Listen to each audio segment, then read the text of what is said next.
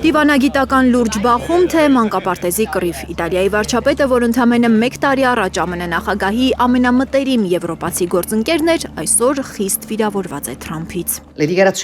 Կան բաներ, որոնց պետք է անմիջապես արձագանքել։ Դոնալդ Թրամփի հայտարարությունները ամբողջությամբ հորինված են։ Ես անկեղծորեն ապշած եմ։ Ֆրանսիայի արևելքում Էվիան Լ-Բենում շաբաթասկզբին տեղի ունեցած G7 գագաթնաժողովից հետո Թրամփը իտալական հեռուստաալիքներից մեկի հետ հարցազրույցում ասել է, իբր Մելոնին գագաթնաժողովի ընթացքում աղաչել է իրեն, որ նկարվի հետը։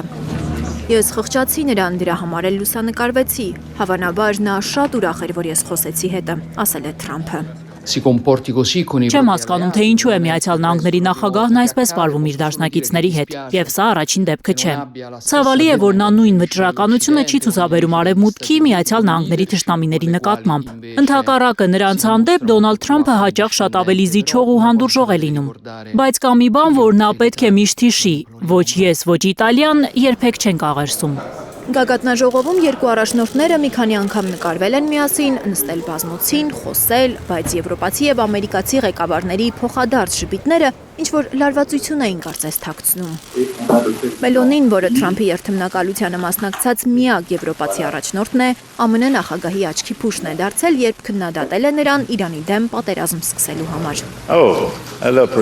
Կարծում էի նա խիզախ է, բայց սխալվել էի, ասել էր Իտալիայի վարչապետը Թրամփի մասին։